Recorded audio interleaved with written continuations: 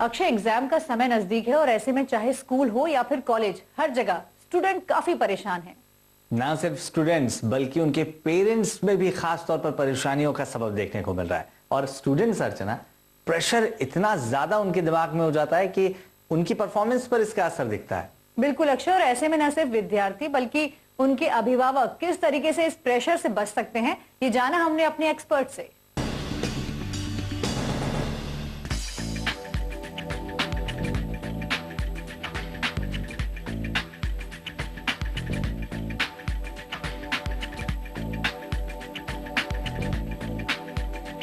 Senior स्कूलों के छात्रों के लिए परीक्षा के दिन आ गए हैं।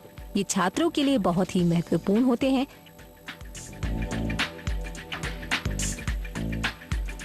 ऐसे में सवाल उठता है कि छात्र अध्ययन के लिए कैसी स्ट्रैटेजी अपनाएं।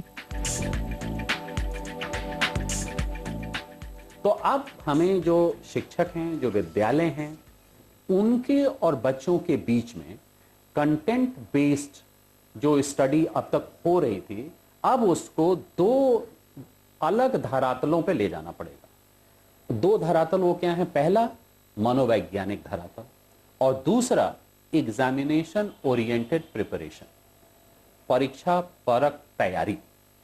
तो जो मनोवैज्ञानिक धरातल है उसमें यह है कि बच्चों का मानसिक स्तर, उनका आत्मविश्वास, वो किसी बात को लेकर उनका एंजाइटी का लेवल इतना तो नहीं हो गया है कि अपनी पढ़ी पढ़ाई चीजों को भी वो रिटेन नहीं कर पा रहे हैं।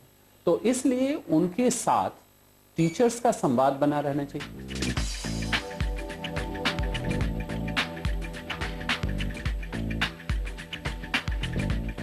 ये समय तनाव का भी होता है। ऐसे में इफेक्टिव स्टडी के साथ साथ और क्या करना चाहिए?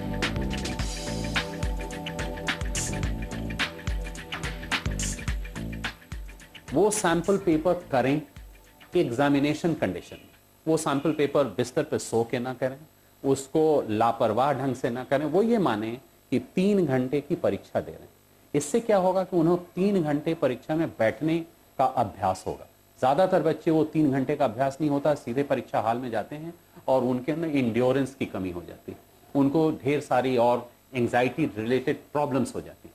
तो वो 3 घंटे में बैठे, अध्यापक उसको अगर चेक कर सके और उसमें उनकी कमियां कहाँ हैं और कहाँ कहाँ आते हुए भी उनको नंबर नहीं मिले, उसके ऊपर ध्यान देकर उनका उत्साहवर्धन करें, तो इससे बच्चों को बड़ा लाभ मिलता है।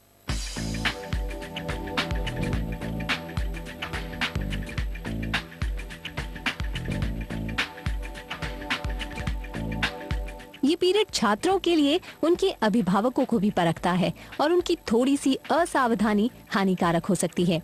ऐसे में विशेषज्ञ उन्हें भी सलाह देते हैं।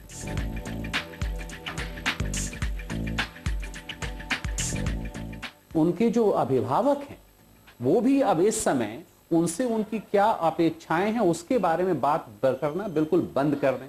उन्हें सिर्फ ये कहें कि जो तैयारी तुम्हारी अभी तक है उससे हम संतुष्ट हैं। अब अगले 50-60 दिनों में उस तैयारी के बल पर एग्जामिनेशन में अधिक से अधिक नंबर कैसे आए, इस बात पे ध्यान दो।